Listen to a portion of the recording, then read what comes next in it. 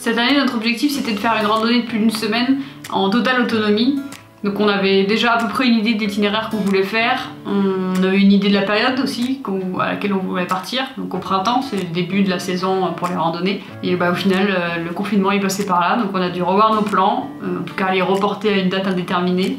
Mais c'était un mal pour un bien puisqu'on a pu candidater à une bourse d'expédition proposée par Eloways et en partenariat avec Decathlon Nature. Et on a été sélectionné pour faire le chemin de Saint-Guillain. Donc ce trek, c'est exactement les critères qu'on recherchait pour notre objectif de l'année.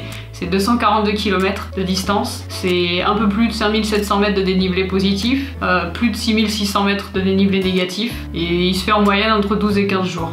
Donc il traverse 4 départements, il part de la Lozère, d'Aumont-Aubrac. On traverse l'Aveyron, le Gard et on termine dans l'Hérault à Saint-Guillain-le-Désert.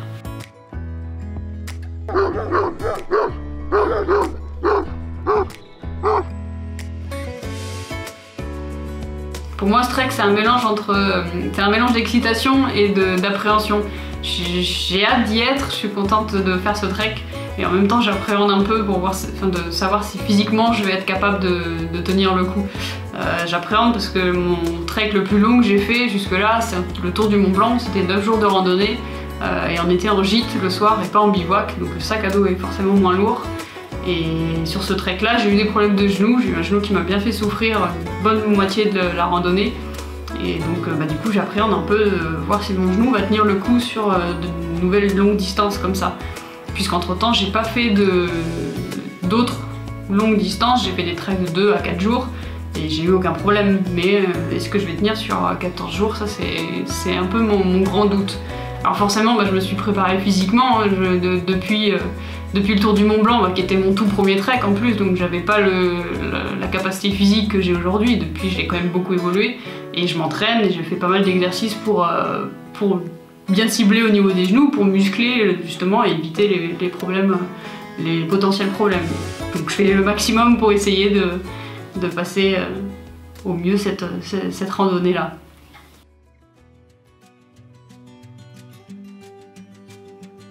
Et donc pour un trek de 15 jours, comme on va faire là, l'idée c'est d'être le plus minimaliste possible.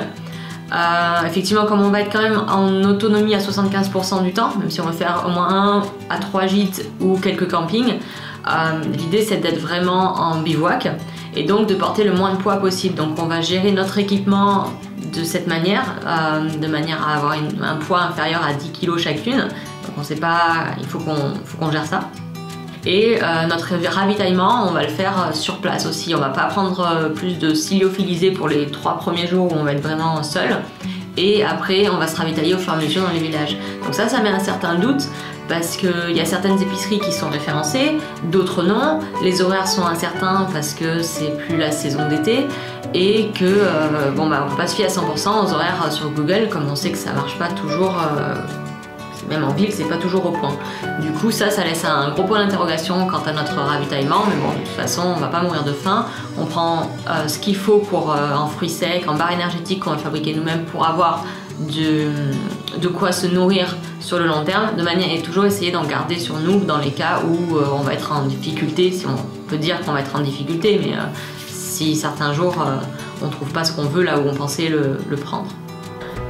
Pour ce qui est de l'itinéraire, on a le tracé du GR, du coup c'est celui-là qu'on va suivre. On va juste adapter nos étapes de manière à nous dormir des fois dans la nature et c'est aussi ce qu'il faut qu'on prépare, c'est vraiment trouver des points intéressants à l'avance pour là où on pourrait dormir, se faire une idée on va dire, parce qu'on a réalisé en bivouac des fois c'est qu'on marche plus parce qu'en fait là où on pensait vouloir se mettre c'est pas toujours bien adapté etc.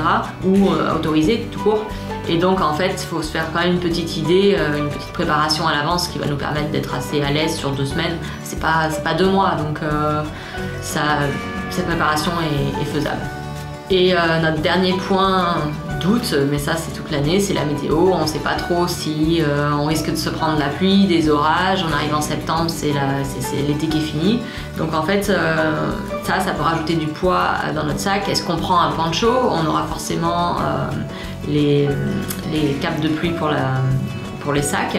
On aura des impairs, mais bon voilà, la météo c'est aussi un gros point d'interrogation parce que ça peut nous forcer à nous arrêter à des moments ou à courir plus vite pour arriver plus vite à notre point de camp du soir, quoi, du coup.